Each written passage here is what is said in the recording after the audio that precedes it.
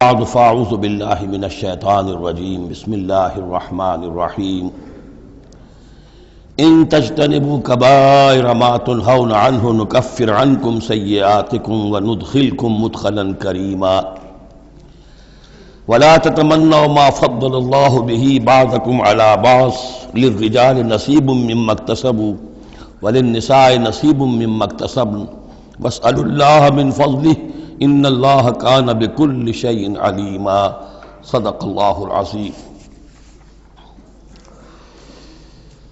اب انسانی تمدن کے دو بہت اہم مسائل ہیں اور بڑے گہرے فلسفیانہ اہمیت کے حامل۔ پہلا مسئلہ ہے گناہوں کے بارے میں کہ ان میں ایک تقسیم ہے کبائر اور صغائر کی۔ بڑے بڑے گناہ، سب سے بڑا گناہ شرک ہے، کفر ہے، پھر یہ کہ جو فرائض ہیں ان کا ترک کرنا کبائر میں شامل ہوگا، جو حرام چیزیں ہیں ان کا ارتکاب کبائر میں شامل ہوگا۔ ایک ہے چھوٹی چھوٹی کوتاہیاں جو ہو جاتی ہیں، آداب میں ہو جاتی ہیں، یا اور جو بھی باریک احکام ہیں ان میں کہیں کوتاہی ہو گئی ہے، یا بغیر کسی ارادے کے کہیں کسی کی بات ایسی کہہ بیٹھے ہیں کہ جو غیبت کے حکم میں آ گئی ہے، ارادہ نہیں تھا لیکن بات نکل گئی ہے، وغیرہ وغیرہ۔ اس میں جو ایک ہیلدی ایٹیچیوڈ ہے وہ یہ ہے کہ کبائر کا پورے اہتمام کے ساتھ بندوبست کیا جائے کہ اس سے انسان بالکل پاک ہو جائے، فرائض کی پوری ادائیگی، محرمات سے اجتناب مطلق۔ اور یہ چھوٹی چیزیں جو ہیں ان کے بارے میں نہ تو زیادہ ایک دوسرے پر نکیر کی جائے، نہ ایک دوسرے پر گرفت کی جائے، نہ کچھ اس پر بہت زیادہ جو ہے اپنے دل کے اندر بھی دل گرفتگی کی جائے، بلکہ ان کے بارے میں توقع رکھی جائے کہ اللہ تعالیٰ معاف فرما دے گا، استغفار کرے بھی آدمی۔ اور یہی صغائر ہیں جو نیکیوں کے ذریعے سے خود بخود بھی ختم ہوتے رہتے ہیں۔ یہ جو آتا ہے کہ جو شخص وضو کرتا ہے صحیح طریقے پر بیٹھ کر اطمینان سے، تو جب وہ ہاتھ دھوتا ہے تو ہاتھوں کے گناہ جھڑ جاتے ہیں، آنکھوں میں پانی ڈالتا ہے آنکھوں کا گناہ جھڑ جاتا ہے، وغیرہ وغیرہ۔ تو یہ وہ صغائر ہیں۔ ان الحسنات یذہبن السیئات، یہ نیکیاں جو ہیں ان بدیوں کو دور کر دیتی ہیں۔ کبائر معاف نہیں ہوتے اس سے۔ نیکیوں سے جن گناہوں کی معافی کا از خود اعلان ہے قرآن میں، وہ کبائر نہیں صغائر ہیں۔ کبائر توبہ کے بغیر وہ نہیں بخشے جا سکتے، توبہ کرنی ہوگی۔ اور جو اکبر الکبائر ہے شرک، اس کے بارے میں تو 2 مرتبہ اس صورت میں آئے گا، ان اللہ لا یغفر ان یشرک بہ ویغفر ما دون ذلک لمن یشاء، وہ ہم پڑھیں گے بعد میں۔ لیکن ایک پرورٹڈ قسم کی مذہبی شخصیت ہوتی ہے، مذہبی مزاج، پرورٹڈ، مست شدہ۔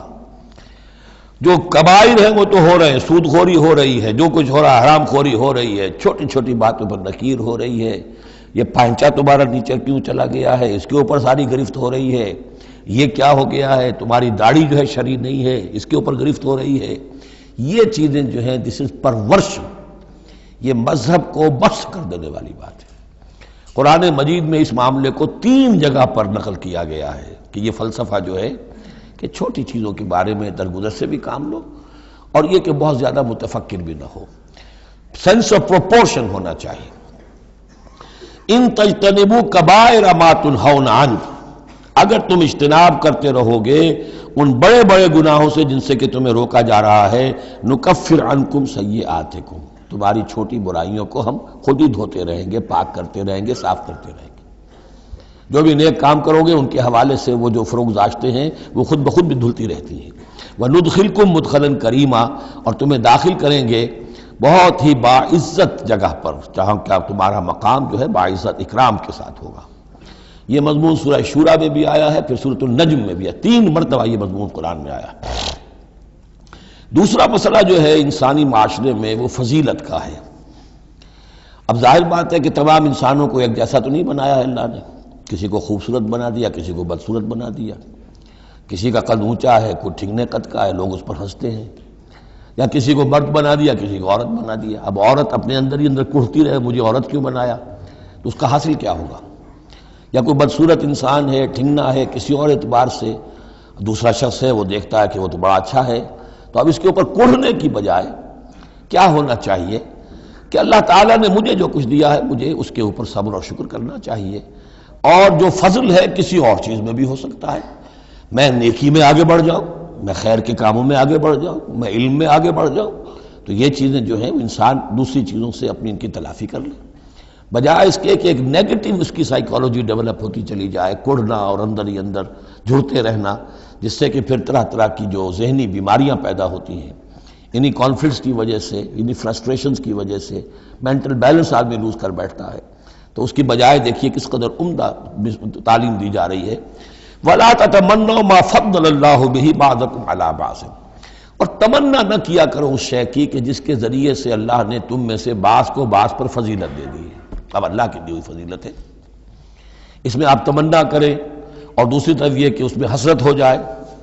اب اس میں خاص طور پر جو مسئلہ ہے انسانوں میں، جو آج کا سب سے بڑا مسئلہ ہے دنیا میں، جیسا کہ میں نے بتایا ایکسپلائٹ کیا جا رہا ہے، مساوات مرد و زن۔ اب یہ بھی ایک فضیلت ہے، کسی کو اللہ نے مرد بنایا، کسی کو عورت بنایا۔ اب پہلی بات یہ بتائی جا رہی ہے للرجال نصیب مما اکتسبوا، مردوں کے لیے حصہ ہے اس میں سے کہ جو وہ کمائیں گے، وللنساء نصیب مما اکتسبن، اور عورتوں کے لیے حصہ ہے اس میں سے جو وہ کمائیں گی۔ یعنی جہاں تک نیکیوں کا معاملہ ہے، بدیوں کا معاملہ ہے، خیرات کا معاملہ ہے، حسنات کا معاملہ ہے یا سیئات کا معاملہ ہے، اس میں بالکل ایکویلٹی ہے۔ مرد نے نیکی کمائی اس کے لیے، عورت نے نیکی کمائی اس کے لیے، اس میں برابری ہے۔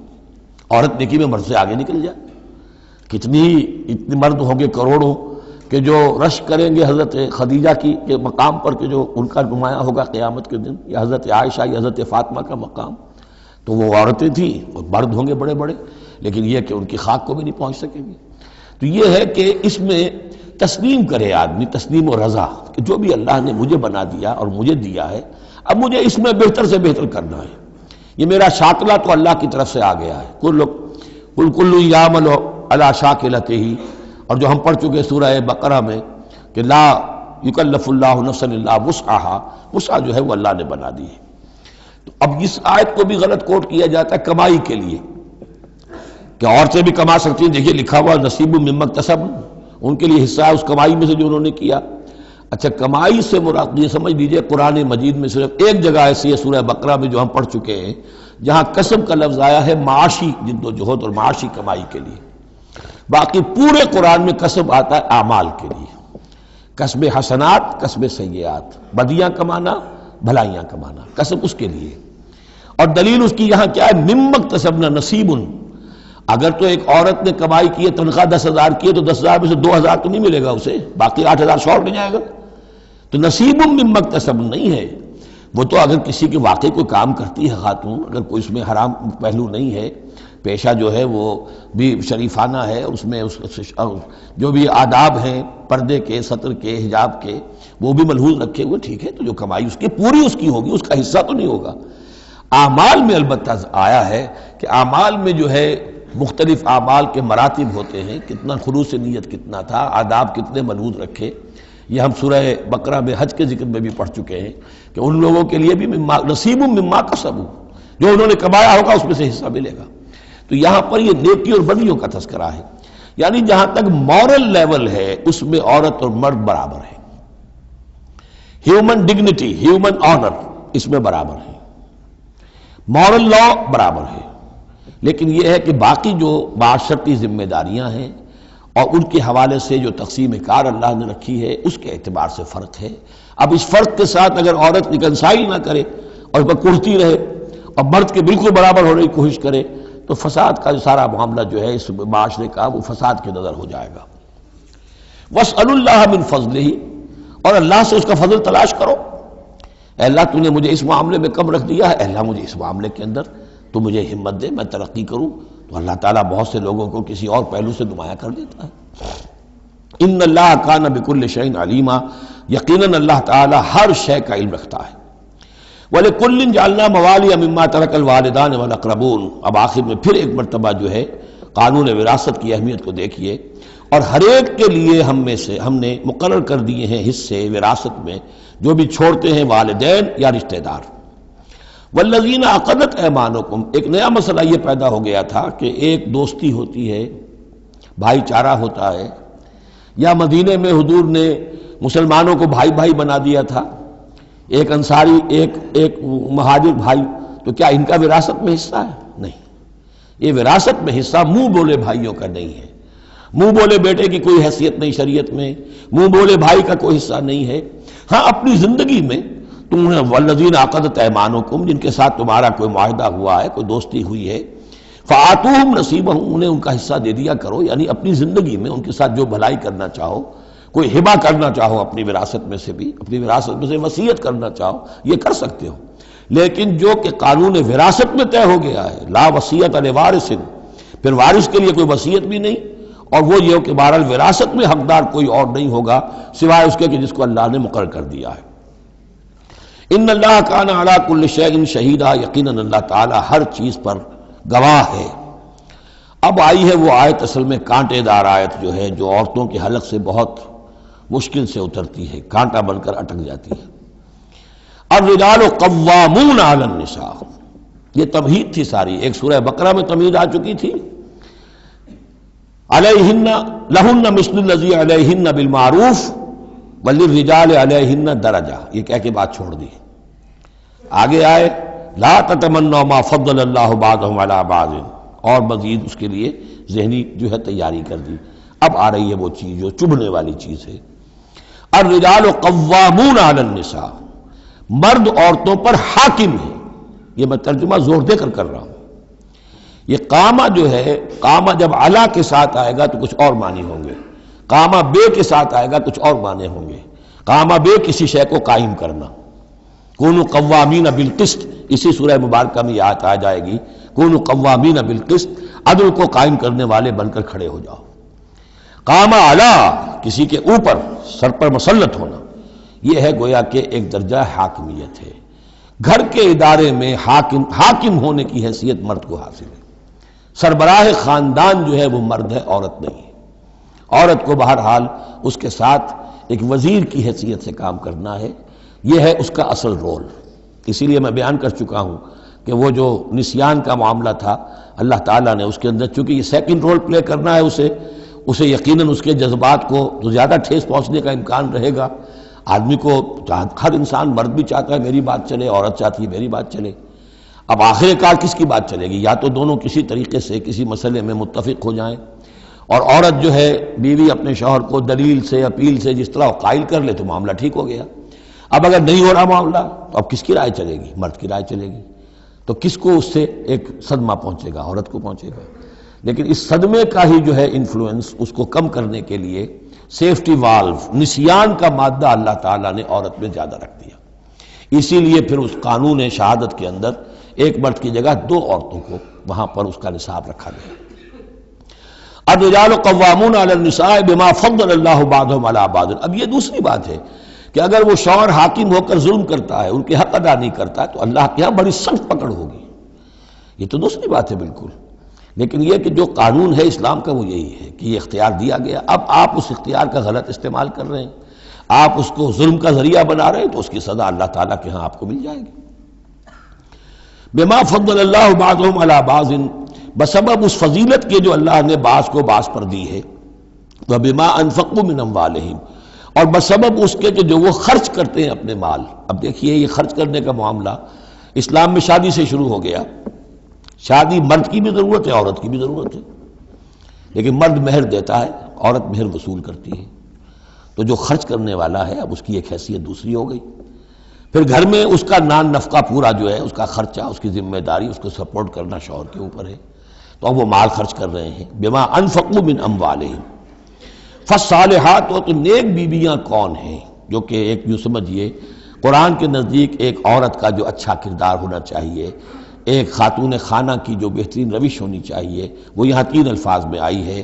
فالصالحات، نیک بیویاں قانتات، ایک تو فرما بردار ہوتی ہیں، شوہروں کی فرما بردار۔ حافظات للغیب، غیب میں حفاظت کرنے والیاں، یعنی ظاہر بات ہے کہ مال ہے کسی کا تو گھر میں ہے، وہ تو کام پہ چلا گیا ہے، اب وہ کس کی حفاظت میں ہے؟ بیوی کی حفاظت میں ہے۔ اسی طرح اب بیوی کی جو عصمت ہے وہ در حقیقت مرد کی عزت ہے، اب وہ اس کی عزت کی حفاظت کرے اس کی غیر موجودگی میں۔ اسی طرح مرد کے راز ہوتے ہیں، سب سے زیادہ بڑھ کر جو ہے رازدان وہ تو بیوی ہوتی ہے۔ تو 3 اعتبارات سے حافظات للغیب، حافظات للغیب، غیب میں حفاظت کرنے والیاں، حفاظت کرنے والیاں شوہر کے مال کی، شوہر کے رازوں کی اور شوہر کی عزت کی۔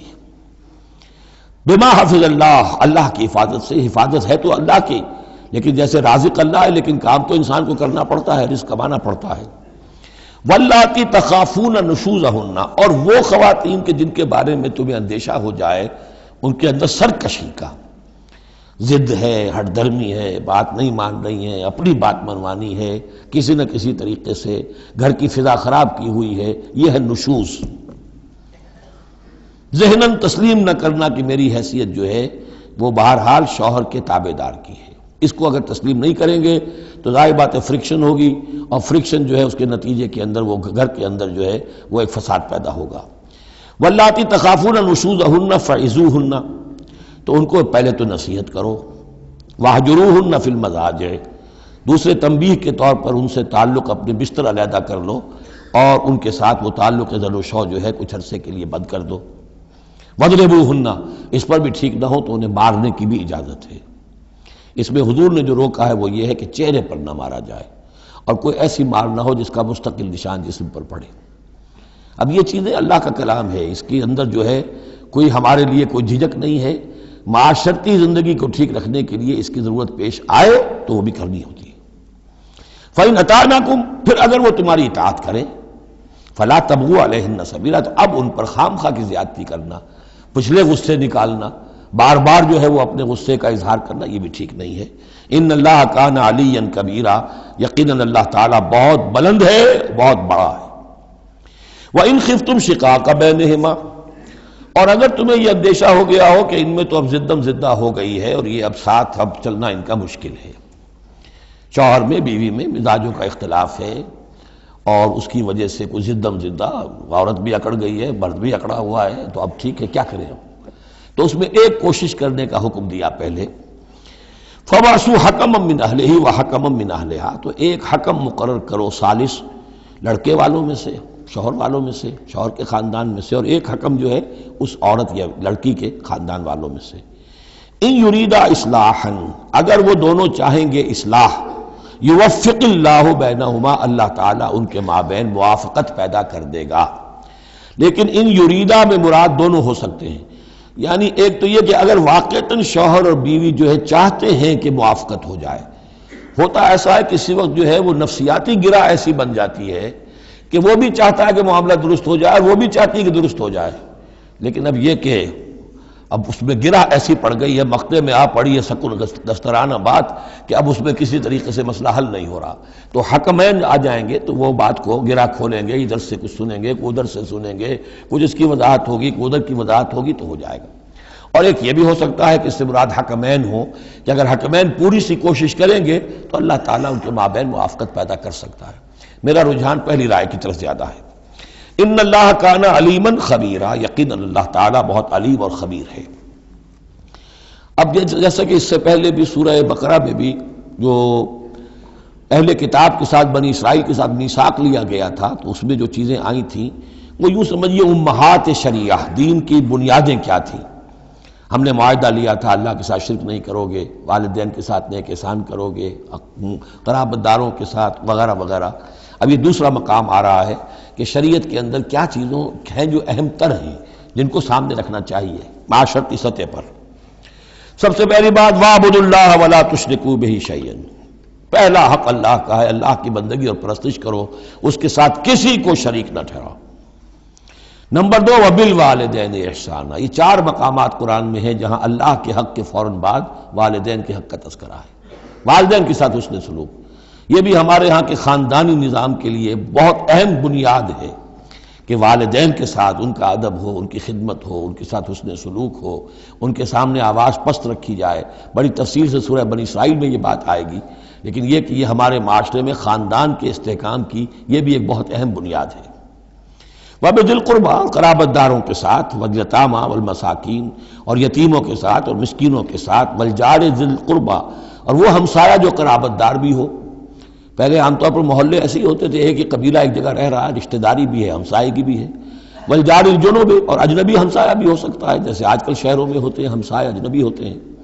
وَالصَّاحِبِ بِالْجَنبِ، اور ایک عارضی قسم کی بھی ہمسائیگی ہوتی ہے کہ جو آپ کے برابر بیٹھا ہوا ہے، آپ بس میں بیٹھے ہیں، آپ کے برابر بیٹھا ہوا، یہ بھی آپ کا ہمسایہ ہے، جو کسی بھی اعتبار سے آپ کے ساتھ ہے، آپ کے پاس بیٹھنے والا ہے، اس کے ساتھ بھی نیک سلوک، وابن سبیل، اور مسافر کے ساتھ نیک سلوک، وما ملکت ایمانکم، اور جو بھی تمہارے لونڈی غلام ہیں، جو تمہاری ملک یمین ہیں، ان کے ساتھ بھی نیک سلوک۔ ان اللہ لا یحب من کان مختالا فخورا، اللہ کو بالکل پسند نہیں ہے وہ لوگ کہ جو مختال ہیں، شیخی خوڑے اور اکڑنے والے، فخر کرنے والے، اکڑ کرنے والے۔ الذین یبخلون ویامرون الناس بالبخل، جن میں یہ شیخی خوری ہوتی ہے، اکڑ ہوتی ہے، پھر وہ بخیل بھی ہوتے ہیں، اس لیے کہ عام طور پر تو انہیں اپنا جو تکبر ہوتا ہے وہ دولت کے برابر ہوتا ہے، انہیں معلوم ہے ہمارے پاس دولت ہے، تو ظاہر بات ہے دولت اگر وہ خرچ کر دیں گے اور دولت جو ہے نہیں رہے گی تو عزت نہیں رہے گی۔ جو کہ بخل کرتے ہیں وہ یامرون الناس بالبخل، اور لوگوں کو بھی نیکی بخل کا حکم دیتے ہیں، کیونکہ جب لوگ دیکھتے ہیں کہ یہ لوگ ذرا خرچے کے اندر کمی کرتے ہیں تو انہیں اندیشہ ہوتا ہے کہ یہ ہمیں ملامت کریں گے، تم بڑے بخیل ہو، تو اس سے پہلے ہی کیوں نہ کہو بابا یہ اس طرح نہ کیا کرو، تم خام کا پیسے اڑاتے ہو، کچھ نہ کچھ بچا کے رکھا کرو اور وقت پہ کام آئے گا، تو بجائے اس کے کہ آپ کو کوئی ڈیفنس لینا پڑے پہلے ہی آفنس لیجئے۔ تو یامرون الناس بالبخل، وہ لوگوں کو بھی بخلی کا مشورہ دیتے ہیں کہ عقل کے ناخن لو۔ وَيَكْتُمُونَ مَا آتَاهُمُ اللَّهُ مِنْ فَضْلِهِ، اور وہ چھپاتے ہیں اس کو جو اللہ نے انہیں اپنے فضل میں سے دیا ہے۔ دولت ظاہر ہوگی تو کوئی سائل سوال کر بیٹھے گا، یعنی اچھا مسکین صورت بنائے رکھو کہ ان کے اوپر تو شاید خود 2 وقت کے فاقے ہیں، اب ان سے میں کیا ان کے سامنے ہاتھ دراز کروں۔ وَأَعْتَدْنَا لِلْكَافِرِينَ عَذَابًا مُهِينًا، اور ایسے کافروں کے لیے ہم نے بڑا اہانت آمیز عذاب تیار کر رکھا ہے۔ وَالَّذِينَ يُنْفِقُونَ أَمْوَالَهُمْ رِئَاءَ النَّاسِ، اور اس سے بھی آگے بڑھ کر وہ لوگ ہیں برائی کے اندر، شناعت کے اندر، کہ جو خرچ کرتے ہیں مال لوگوں کو دکھاوے کے لیے۔ وَلَا يُؤْمِنُونَ بِاللَّهِ وَلَا بِالْيَوْمِ الْآخِرِ، اور وہ حقیقت میں ایمان نہیں رکھتے نہ اللہ پر نہ یوم آخر پر۔ وَمَن يَكُنِ الشَّيْطَانُ لَهُ قَرِينًا فَسَاءَ قَرِينًا، تو ایسے لوگ گویا کہ شیطان کے ساتھی ہیں، تو جن کا ساتھی شیطان ہو گیا ہو تو وہ تو بہت ہی برا ساتھی ہے۔ ماذا وماذا علیہم، کیا ہو جاتا ان پر، کیا قیامت ٹوٹ پڑتی ان پر۔ لو آمنوا باللہ والیوم الآخر، اگر وہ ایمان ہی لے آتے سچے دل سے، صدق دل سے اللہ پر اور یوم آخر پر۔ وانفقوا مما رزقہم اللہ، اور خرچ کرتے کھلے دل کے ساتھ اس میں سے جو اللہ نے انہیں دیا ہے۔ وکان اللہ بہم علیما، اور اللہ تعالیٰ ان سے اچھی طرح واقف ہے۔ ان اللہ لا یظلم مثقال ذرۃ، یقیناً اللہ تعالیٰ کسی پر ذرے کے برابر بھی، ذرے کے ہم وزن بھی ظلم نہیں کرے گا۔ لا یظلم مثقال ذرۃ وَإِن تَكُ حَسَنَةً يُضَاعِفْهَا، اگر نیکی ہوگی وہ ذرہ عمل کا جو ہے نیکی کا ہے اس سے دگنا کرے گا، بڑھائے گا، بڑھوتری کرے گا۔ وَيُؤْتِ مِن لَّدُنْهُ، نہ صرف اس کو بڑھا کر دے گا واپس بلکہ اور اپنے پاس سے یؤتِ مِن لَّدُنْهُ أَجْرًا عَظِیمًا، خاص اپنے خزانے فضل سے مزید بہت بڑا اجر دے گا۔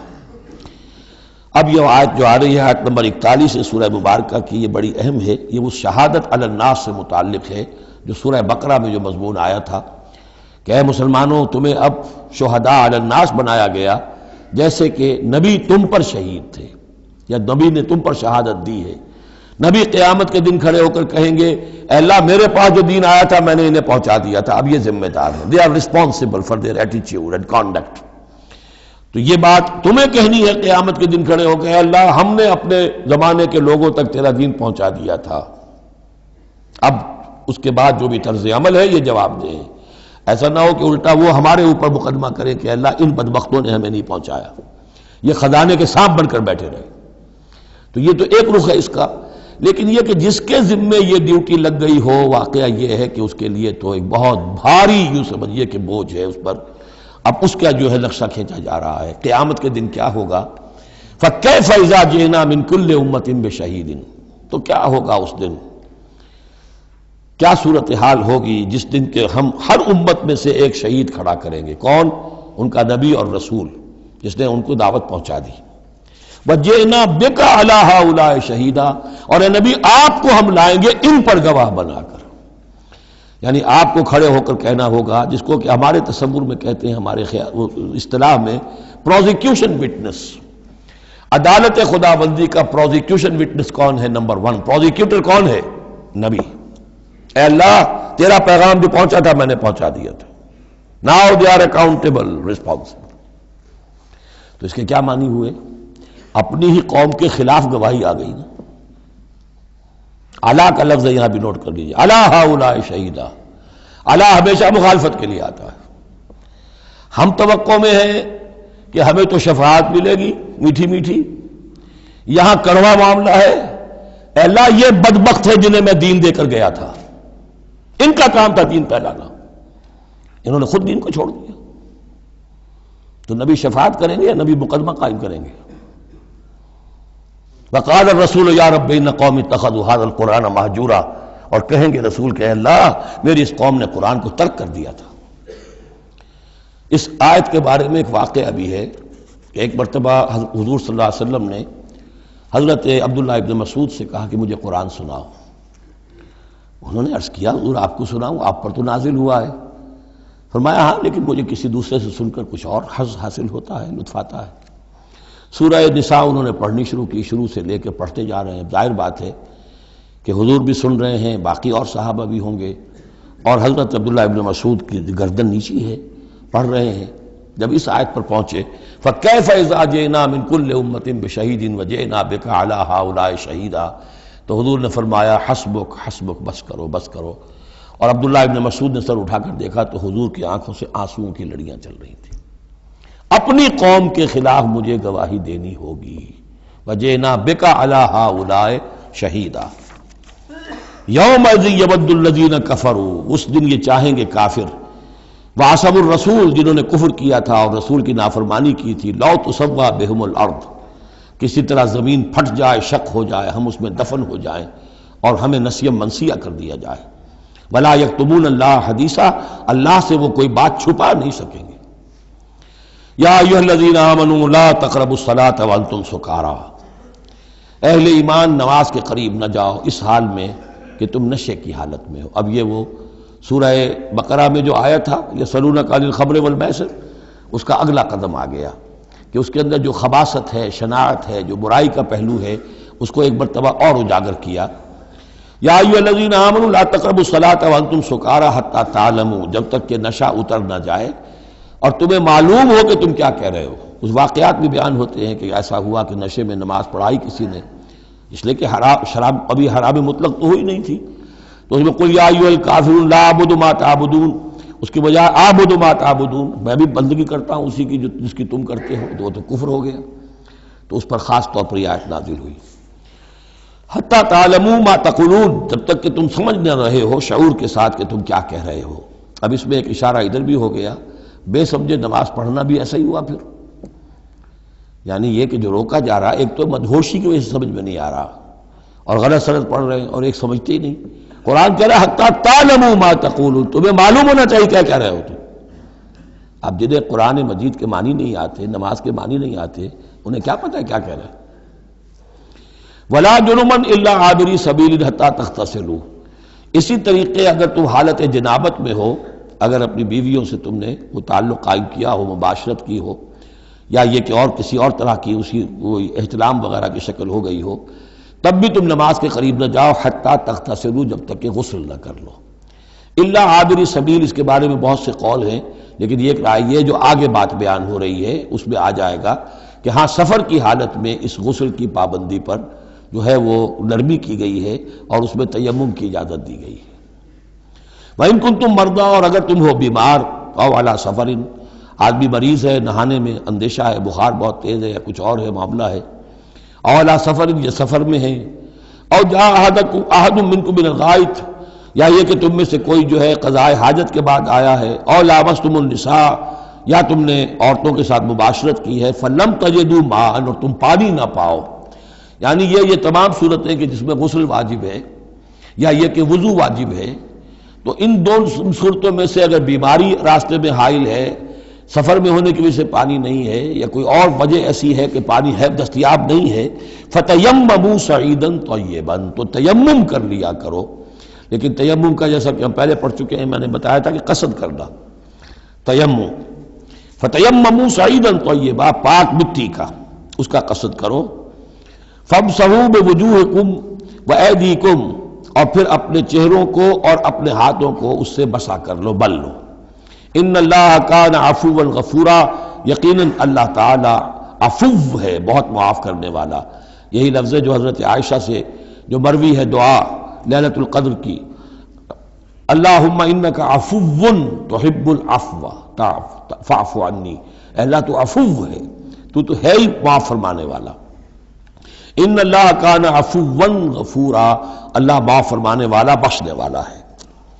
اب یہاں تک تو یہ سلسلہ آپ نے دیکھ لیا، 43 آیات ہیں کہ جن میں وہی انداز ہے سورہ بقرہ کے، شریعت کے احکام مختلف گوشوں میں مختلف پہلوؤں سے، عبادات کے ضمن میں تیمم آ گیا، اسی طریقے سے وراثت کا قانون آ گیا، اور جو جنسی انارکی ہے معاشرے میں نہ پیدا ہونے پائے، ڈسپلن ہو، ضبط نفس ہو، ایک ستھرا معاشرہ ہو، اچھا ایک خاندانی نظام ہو، اس کے لیے کیا احکام ہیں وغیرہ وغیرہ۔ اب یہاں تھوڑا سا خطاب آ رہا ہے بہت مختصر اہل کتاب کے بارے میں۔ الم تر الی الذین اوتوا نصیبا من الکتاب، کیا تم نے دیکھا نہیں ان لوگوں کی جانب جنہیں حساب کتاب میں سے ایک حصہ دیا گیا تھا۔ والکتاب ایک حقیقت ہے جس میں سے ایک حصہ آیا تھا جس کا نام تورات تھا، اسی میں سے ایک حصہ اور آیا وہ انجیل ہے، اور پھر وہ کتاب ہر اعتبار سے قابل ہو کر نازل ہوئی قرآن کی شکل میں۔ یشترون الضلالۃ ویریدون ان تضلوا السبیل، وہ گمراہی خریدتے ہیں اور چاہتے ہیں کہ تم بھی گمراہ ہو جاؤ۔ یہ جیسے مشرکین مکہ کیا کرتے تھے کہ لوگ قرآن نہ سنیں تو کوئی گانے والی کوئی لے آیا تھا کہیں سے، تاکہ لوگ جو ہیں اس کے گانے سننے کے اندر ہی لگے رہیں اور حضور کی بات سنے کوئی نہ۔ اسی طریقے سے یہ مدینے کے اندر بھی اس قسم کے معاملات جو ہیں، یہ یہودی جو ہیں اس قسم کے، جو ہمارے ہاں یہ میچز ہو رہے ہیں اور معلوم ہوتا ہے کہ ٹی وی پر گویا کہ دنیا کی اہم ترین شے جو ہے وہ کرکٹ ہے اور ٹینس ہے اور وہ وہاں کی جو اور گیمز ہیں، اور پاگل ہوئی ہے دنیا اس کے اوپر، پاگل۔ اور شیطان کو چاہیے کیا؟ حقائق کی طرف نگاہ ہی نہ ہو، زندگی کس لیے ہے، جینا کاہے کے لیے ہے، موت ہے تو اس کے بعد کیا ہونا ہے، سوچنے کی ضرورت ہی نہ ہو۔ یا حیوان کیا کما رہا ہے یا کھا رہا ہے، اور یا پھر یہ اس طرح کے لہو و لعب کے اندر زندگی گزار رہا ہے۔ اللہ اللہ اور خیر صلی اللہ۔ تو جو خریدتے ہیں گمراہی، اس کے لیے بڑے بڑے نظام ہیں، بڑے بڑے ان لوگوں کے لیے جو ہیں انعامات ہوتے ہیں، آدمی کے ہوش ٹھکانے آ جاتے ہیں کہ ان پلیئرز کو کیا کیا کچھ ملتا ہے۔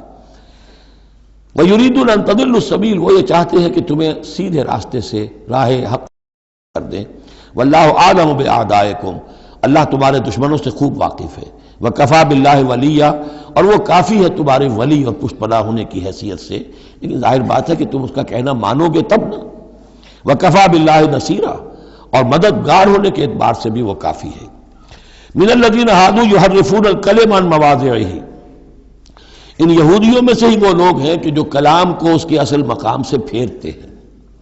وَيَقُولُونَ سَمِعْنَا وَعَصَيْنَا، یہ ہم پڑھ چکے ہیں، کہتے ہیں ہم نے سنا اور ہم نے نہیں مانا۔ بظاہر یہ کہ سمعنا وَأَطَعْنَا کہہ رہے ہیں، حقیقت میں سمعنا وَعَصَيْنَا۔ وَاسْمَعْ غَيْرَ مُسْمَعٍ، اور وہ حضور سے یہ بھی کہتے تھے گستاخ ذرا سنیے، نہ سنا جائے، نہ سنے، یہ چپکے سے کہہ دیا کہ ہمیں کوئی آپ کو سنانا بھی مطلوب نہیں ہے خاص۔ وَاسْمَعْ غَيْرَ مُسْمَعٍ وَرَاعِنًا لَيًّا بِأَلْسِنَتِهِمْ، اور رائنا کو رائینا کہہ دیا ہے ہمارے چرواہے، بِأَلْسِنَتِهِمْ اپنی لین اپنی زبانوں کو موڑ کر، وَطَعْنًا فِي الدِّينِ، اور دین میں طعن کرنے کے لیے، عیب لگانے کے لیے۔ وَلَوْ أَنَّهُمْ قَالُوا، اگر وہ یہ کہتے سمعنا وَأَطَعْنَا، ہم نے سنا اور مانا، وَاسْمَعْ وَانظُرْنَا، اور آپ ہماری بھی بات ذرا سن لیجئے اور ذرا ہمیں مہلت دیجئے، لَكَانَ خَيْرًا لَهُمْ وَأَقْوَمَ، یہ ان کے لیے کہیں بہتر ہوتا اور بہت درست اور سیدھی بات ہوتی۔ وَلَكِنْ لَعَنَهُمُ اللَّهُ بِكُفْرِهِمْ، لیکن اللہ نے تو ان کے کفر کی وجہ سے ان پر لعنت کر دی ہے۔ فَلَا يُؤْمِنُونَ إِلَّا قَلِيلًا، تو اب وہ ایمان لانے والے نہیں ہیں مگر شاذ کوئی۔ یا ایھا الذین اوتوا الکتاب آمنوا بما نزلنا مصدقا لما معکم، اب یہاں پر اس لعنت و ملامت کے ساتھ ہی وہ دعوت بھی ہے۔ یہاں پہ جو چیزیں ملی ہوئی ہیں جیسے کہ ہم نے دیکھا سورہ بقرہ اور آل عمران میں وہ علیحدہ علیحدہ مقامات تھے۔ اے وہ لوگوں جنہیں کتاب دی گئی تھی، اوتوا الکتاب آمنوا بما نزلنا، ایمان لاؤ اس پر کہ جو ہم نے نازل کیا ہے، مصدقا لما معکم، اس جو کہ تصدیق کرتے ہوئے آیا ہے اس کی جو تمہارے پاس ہے۔ من قبل ان نطمس وجوہا، اس سے پہلے کہ ہم چہروں کو مٹا دیں۔ اس کا مطلب کیا ہے کہ چہروں پر جو نشان ہیں، کوئی ایک ہاتھ پھرے کہ کوئی نشان باقی نہ، اسپاٹ ہو جائے۔ فنردها علی ادبارها، پھر ان کو ان کی پیٹھوں کی طرف موڑ دیں، چہرہ پیچھے اور گدی سامنے. جیسے کہ اصحاب سبت کے ساتھ ان کو بندر بنا دیا یا انہیں خنزیر کی شکل بنا دی، تو فرمایا اور نلعنہم کما لعنا اصحاب السبت، یا ہم ان پر وہ لعنت کر دیں جو اصحاب سبت پر ہم نے کی تھی. یہ تفصیل آئے گی سورہ اعراف میں، لیکن واقعہ اجمالاً جو ہے سورہ بقرہ میں آ چکا ہے. وَكَانَ أَمْرُ اللَّهِ مَفْعُولًا، تو اس سے پہلے تم ایمان لے آؤ، ورنہ اللہ کا معاملہ جو ہے وہ تو ہو کر رہنا ہے. ان اللہ لا یغفر ان یشرک بہ، پہلی مرتبہ بھی آیت یہاں آ گئی. یقیناً اللہ اسے ہرگز نہیں بخشے گا کہ اس کے ساتھ شرک کیا جائے. وَيَغْفِرُ مَا دُونَ ذَلِكَ لِمَن یشاء، ہاں اس سے کم تر جو کچھ ہوگا جس کے لیے چاہے گا بخش دے گا. یہ بھی کھلا لائسنس نہیں ہے کہ آپ سمجھے باقی سب گناہ معاف ہو ہی جائیں گے، لیکن اس کی امید دلائی ہے کہ اللہ تعالیٰ باقی تمام گناہوں کے بغیر توبہ کے بھی معاف کرنے کا ایک امکان دے رہا ہے، لیکن یہ شرک جو ہے اس کے معاف ہونے کا کوئی امکان نہیں. وَمَن يُشْرِكْ بِاللَّهِ فَقَدِ افْتَرَىٰ اسْمًا عَظِيمًا، اور جو اللہ تعالیٰ کے ساتھ شرک کرتا ہے اس نے تو بہت بڑا طوفان باندھا ہے. اللہ تو ایک اللہ ہے، اس کے ساتھ جس کا بھی آپ تذکرہ کرتے ہیں جھوٹ ہے، افتراء ہے، بہتان ہے، اور اس کے سوا کچھ نہیں. أَلَمْ تَرَ إِلَى الَّذِينَ يُزَكُّونَ أَنفُسَهُمْ، کیا تم نے دیکھا نہیں ان لوگوں کو جو اپنے آپ کو بہت اعلیٰ سمجھتے ہیں، پاک سمجھتے ہیں. یہ وہی جو فلسفہ میں بیان کر چکا ہوں کہ یہ یہودی سمجھتے ہیں کہ we are the chosen people of the lord. سورہ مائدہ میں آ جائے گا نحن ابناء اللہ واحباؤہ، ہم تو اللہ کے بیٹوں کی طرح ہیں، بلکہ اس کے بہت ہی چہیتے ہیں، لاڈلے ہیں. اور دوسرے جو ہے گوئمز اور جینٹائلز، یہ تو دیکھنے میں انسان نظر آتے ہیں، حقیقت میں حیوان ہیں، گندے لوگ ہیں. ان کو تو جس طرح کھاؤ، لوٹو، گسوٹو، ان کو جس طریقے سے دھوکہ دو، ان کو بائی ہوک بائی کروک جو بھی ان سے استحصال ہو، جس طرح بھی کر سکو کرو. ان کے بارے میں تو لیس علینا فی الامیین سبیل، ان کے بارے میں ہم پر کوئی گرفت ہے ہی نہیں، ہم سے کوئی محاسبہ ہوگا ہی نہیں. جیسے ہرن ہے، پھر رہا ہے، آپ نے شکار کیا، کھا لیا، کون پوچھے گا آپ سے.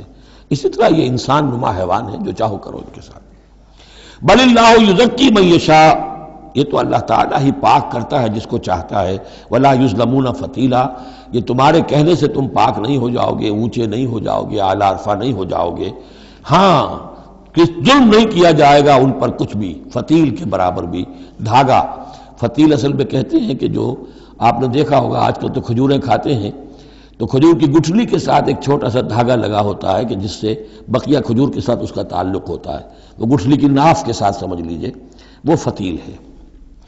اب ظاہر بات ہے کہ اس زمانے میں جو چھوٹی سی چھوٹی چیزیں لوگوں کے مشاہدے میں آتی تھی تو کسی چیز کے چھوٹے ہونے کے لیے مثال وہیں سے دی جا سکتی تھی.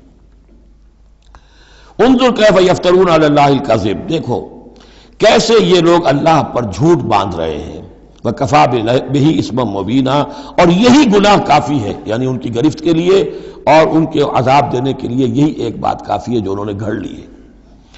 الم تر الی الذین اوتوا نصیبا من الکتاب، کیا تم نے دیکھا نہیں ان لوگوں کو جنہیں کتاب میں سے ایک حصہ دیا گیا تھا. یؤمنون بالجبت والطاغوت وَيَقُولُونَ لِلَّذِينَ كَفَرُوا هَؤُلَاءِ أَهْدَىٰ مِنَ الَّذِينَ آمَنُوا سَبِيلًا، وہ ایمان لاتے ہیں بتوں پر اور شیطان پر، طاغوت پر، اور کہتے ہیں ان لوگوں کے سے کہ جنہوں نے کفر کیا، یعنی مشرکین، هَؤُلَاءِ أَهْدَىٰ مِنَ الَّذِينَ آمَنُوا، ان اہل ایمان سے تو یہ زیادہ ہدایت پر ہیں. اہدیٰ سبیلا، یہ لوگ زیادہ راستے پر برحق ہیں. یہ ہوتا ہے ضد زدہ میں. اب ظاہر بات ہے انہیں معلوم تھا کہ محمد اور ان کے ساتھی صلی اللہ علیہ وسلم ورضی اللہ عنہم وہ کن کن چیزوں میں ان سے مشابہ تھے. توحید ہے، ایمان بالآخرہ ہے، موسیٰ کے ماننے والے ہیں، تورات کے ماننے والے. لیکن جب ضدم زدہ آتی ہے تو کہتے ہیں یہ مشرک بھی بہتر ہے ان مسلمانوں سے، تو ان کا دین بہتر ہے. یہ تو گویا کہ بالکل ہی کسی حیثیت ان کی ہے ہی نہیں. اور اس میں ظاہر بات ہے کچھ کہہ بیٹھتے ہوں گے ہاں جی آخر آپ کے بتوں میں بھی کچھ نہ کچھ تو ہے نا، لیکن یہ کہ یہ مسلمانوں کے پاس تو کچھ بھی نہیں، یہ تو سرے سے خالی. یؤمنون بالجبت والطاغوت ویقولون للذین کفروا هؤلاء اهدیٰ من الذین آمنوا سبیلا اولئک الذین لعنهم اللہ، یہ وہ لوگ ہیں جن پر اللہ نے لعنت فرما دی ہے. ومن یلعن اللہ فلن تجد له نصیرا، اور جس کو اللہ ہی نے لعنت کر دی ہو اب تم اس کے لیے کوئی مددگار نہیں پاؤ گے.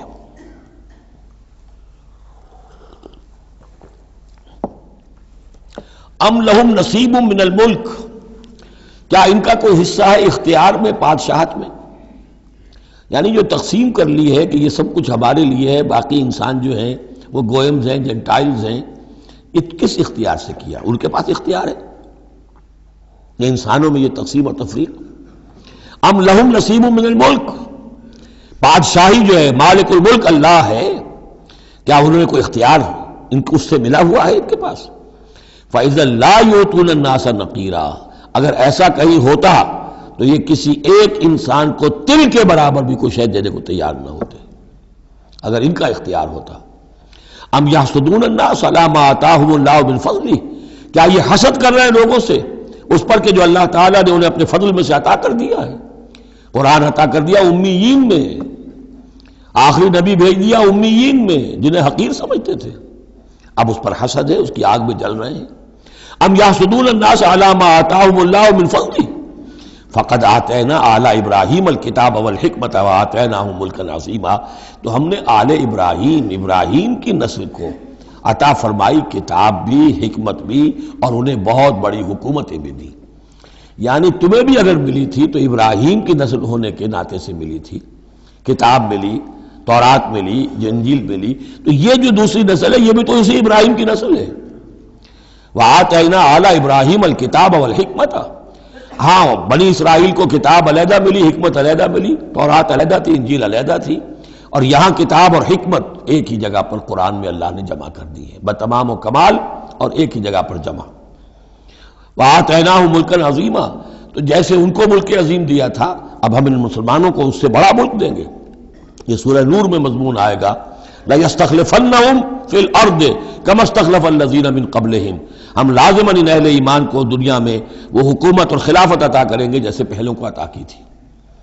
فَمِنْهُمْ مَنْ آمَنَ بِهِ وَمِنْهُمْ مَنْ صَدَّ عَنْهُ، تو ان میں سے کوئی وہ بھی ہیں جو ایمان لے آئے ہیں یا لے آئیں گے، جن کے دلوں میں کچھ رمق ہے، اور ان میں وہ بھی ہیں جو رک گئے ہیں، کھڑے رہ گئے ہیں، ہٹ گئے ہیں۔ وَكَفَى بِجَهَنَّمَ سَعِيرًا، اور ایسے لوگوں کے لیے ان کو پھونکنے کے لیے بھڑکتی ہوئی آگ کافی ہے۔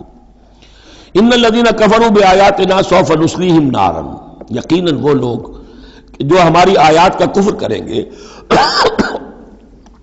ایک وقت آئے گا کہ ہم نصلیہم نارا، انہیں آگ میں جھونک دیں گے۔ کلما نضجت جلودہم بدلناہم جلودا غیرہا، جب بھی اور جیسے بھی ان کی کھالیں، جلدیں جھلس جائیں گی، جل جائیں گی، ہم انہیں نئی کھالیں دے دیں گے، نئی جلدیں دے دیں گے، لِيَذُوقُوا الْعَذَابَ، تاکہ وہ عذاب کا مزہ چکھتے رہیں۔ اب یہ بھی ایک بہت بڑی میڈیکل حقیقت ہے کہ جو اصل حس ہے پین کی وہ کھال ہی میں ہے، اندر جو ہے چاہے وہ ہمارے مسلز ہیں وہ ان کے اندر جلن کی ہوگی لیکن احساس نہیں ہوگا اس کا۔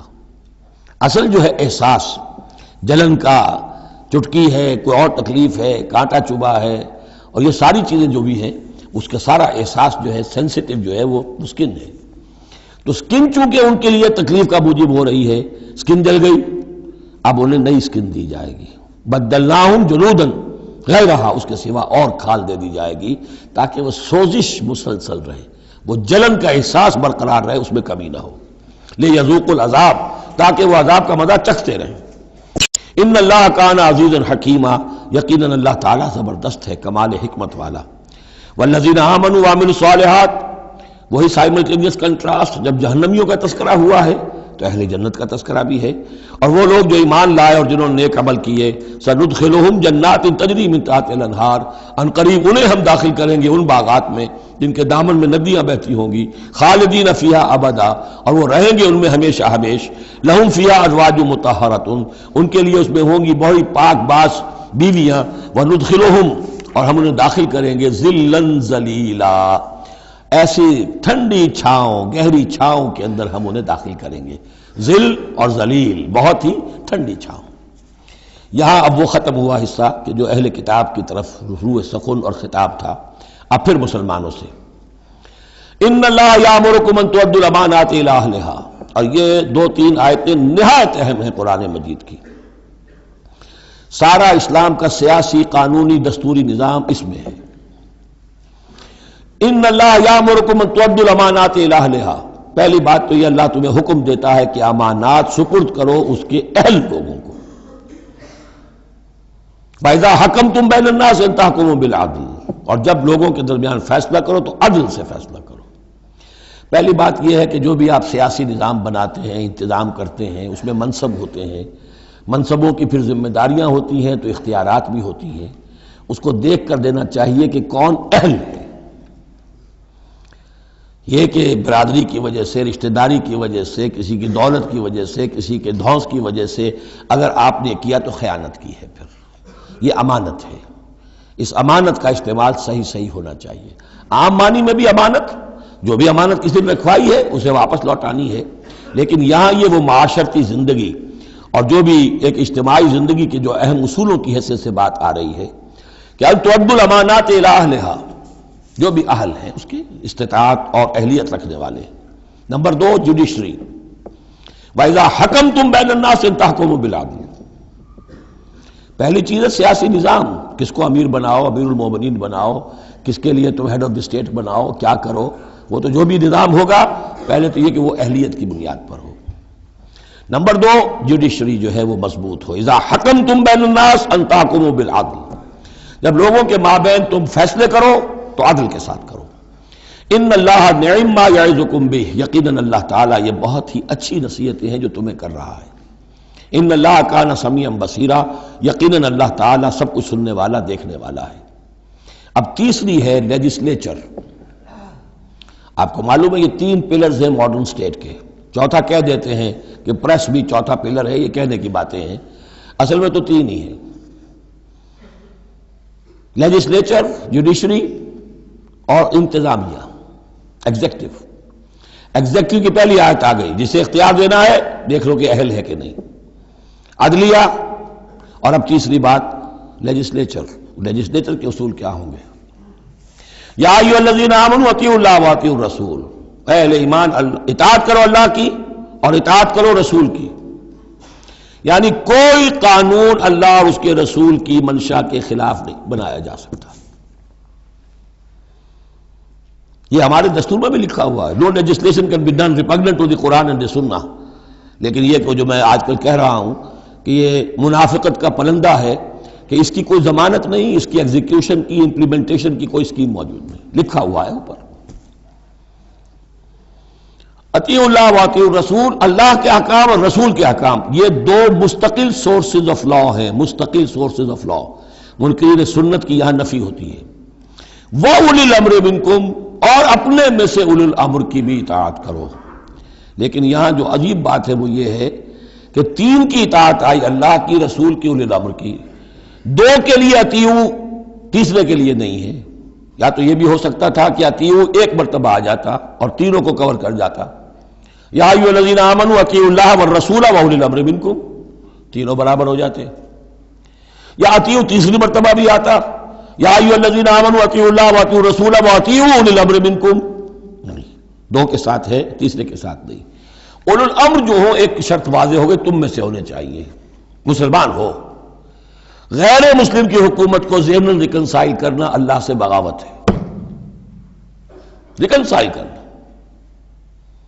اولو الامر منکم، مسلمان تو ہونا کم سے کم۔ البتہ یہ کہ ان کی اطاعت مستقل نہیں، دائم نہیں، انکنڈیشنل نہیں۔ اللہ کی اطاعت مطلق، absolute, unconditional, without any limits. رسول کی اطاعت absolute, unconditional, without any limit. لیکن اولو الامر کی اطاعت ہوگی اللہ اور اس کے رسول کی اطاعت کے تابع۔ جو حکم لائے اسے بتانا ہوگا میں کتاب و سنت سے کیسے اس کا استنباط کر رہا ہوں، وہ اسے ثابت کرنا ہوگا کہ یہ کتاب و سنت کے خلاف نہیں ہے، کم سے کم یہ ثابت کرنا ہوگا۔ یہ ہے فرق۔ اسی پر لیجسلیشن ہو سکتی ہے جدید، جتنی بھی مشینری ہے لیجسلیٹو، وہ کانگریس ہو، وہ پارلیمنٹ ہو، مجلس ملی ہو، قانون سازی کرے۔ ہاں ریپگننٹ to the Quran and the سنہ نہیں ہو سکتی، بات ختم ہو۔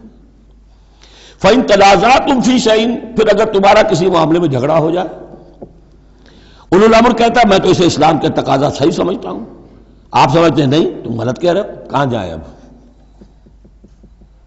فَرُدُّوهُ إِلَى اللَّهِ وَالرَّسُولِ، لوٹا دو اسے اللہ اور رسول کی طرف۔ یعنی اب یہ کہ جو بھی اپنی بات ثابت کرنا چاہتا ہے اسے اللہ اور اس کے رسول سے دلیل لانی پڑے گی، میری پسند، میرا خیال، میرا نظریہ نہیں، اللہ اور اس کے رسول کے۔ اور اس میں یہ بات ماننی پڑے گی کہ ابھی یہاں ایک خلا ہے، وہ خلا یہ ہے کہ یہ فیصلہ کون کرے گا کہ اس کی رائے صحیح ہے یا اس کی رائے صحیح ہے۔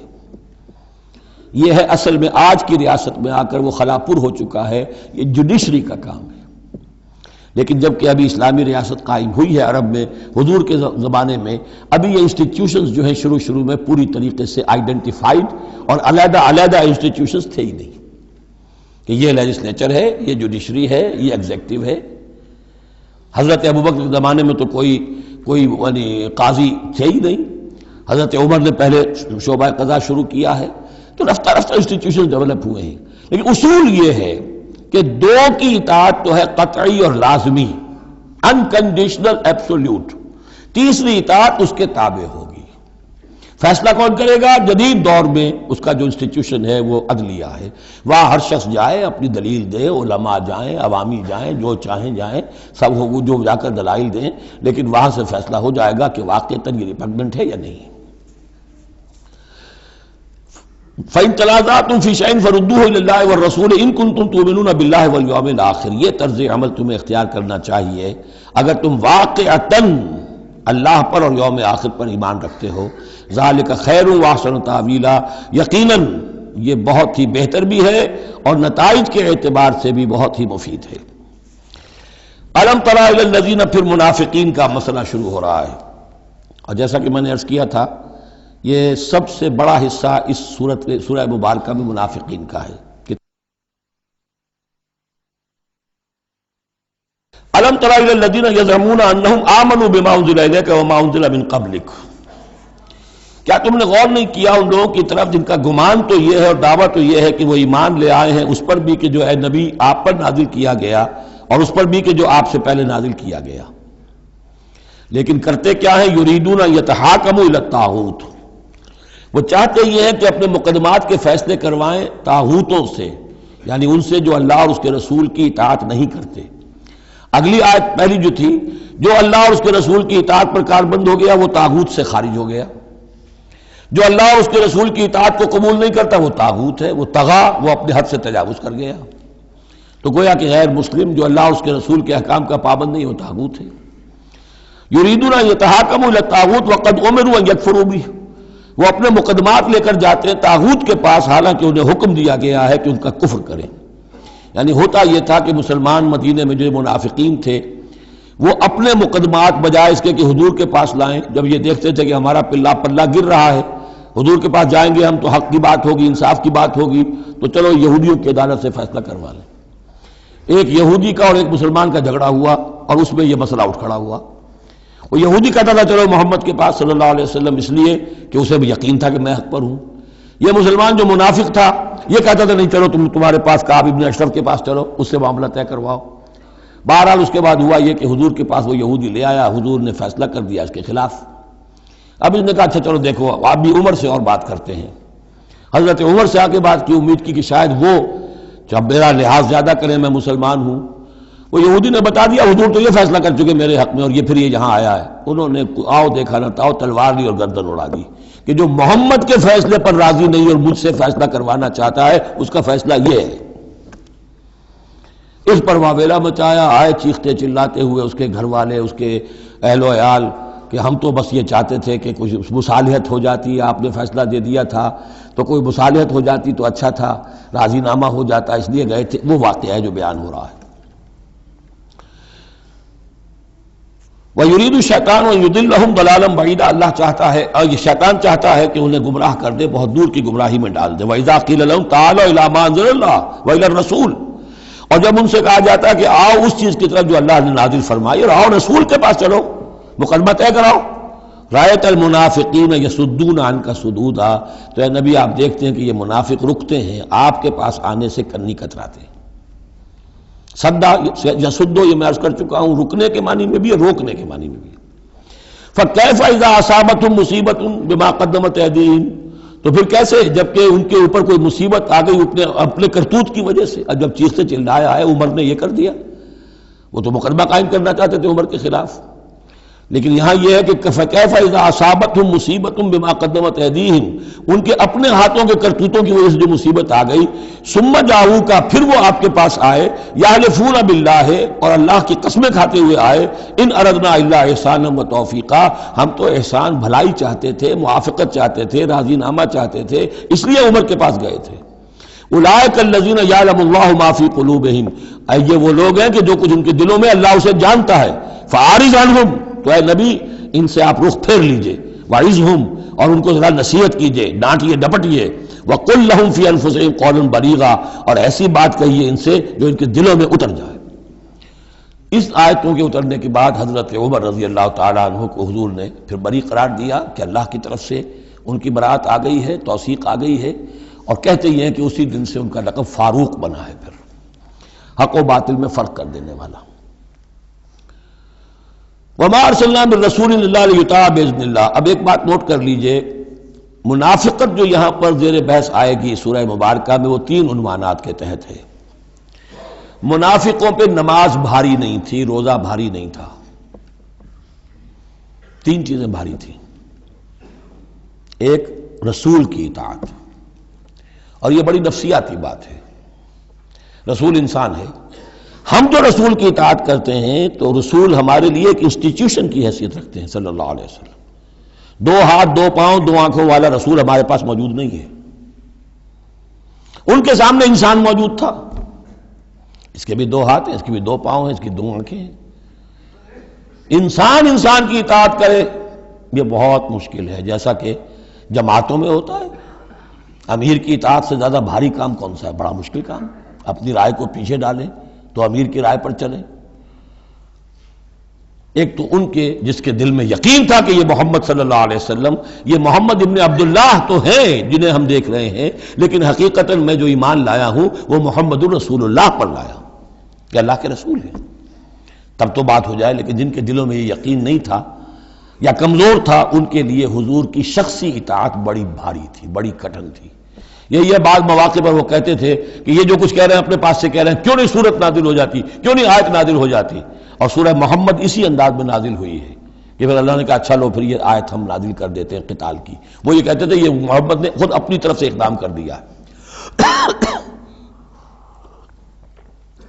دوسری چیز جو کٹھن تھی وہ تو کٹھن ہے قتال، اللہ کی راہ میں جنگ کے لیے نکلنا، خطرہ ہے، مرحلہ سخت ہے اور جان عزیز۔ اور تیسری چیز ہجرت۔ اب ہجرت میں منافقین مدینہ نہیں، منافق جو اور تھے گردا گرد کے اور مکے میں جو تھے، ان کا ذکر آئے گا اب آگے۔ گھر بار چھوڑ کر، خاندان والوں کو چھوڑ کر نکل جانا آسان کام نہیں۔ اب سب سے پہلے اطاعت رسول، اس کی کیا اہمیت ہے؟ وما ارسلنا من رسول الا لیطاع باذن اللہ، تو ہم نے نہیں بھیجا کسی رسول کو مگر اس لیے کہ اس کی اطاعت کی جائے اللہ کے حکم سے۔ وَلَوْ أَنَّهُمْ ظَلَمُوا أَنفُسَهُمْ، اور اگر انہوں نے جب اپنے اوپر ظلم کیا تھا، انفسہم جاؤ کا، اگر وہ آتے اے نبی آپ کے پاس، فاستغفر اللہ، اور اللہ سے بھی استغفار کرتے، واستغفر لهم الرسول، اور رسول بھی ان کے لیے استغفار کرتے اللہ سے، وجد اللہ توابا رحیما، تو وہ پاتے کہ اللہ تعالیٰ تو توبہ کا قبول فرمانے والا اور رحیم ہے۔ فلا وربک لا یؤمنون، تو نہیں تیرے رب کی قسم یہ ہرگز مومن نہیں ہو سکتے، حتی یحکموک فیما شجر بینہم، جب تک کہ یہ آپ کو حکم نہ مانے ان تمام معاملات میں جو ان کے مابین پیدا ہو جائیں۔ کوئی چوائس نہیں ہے،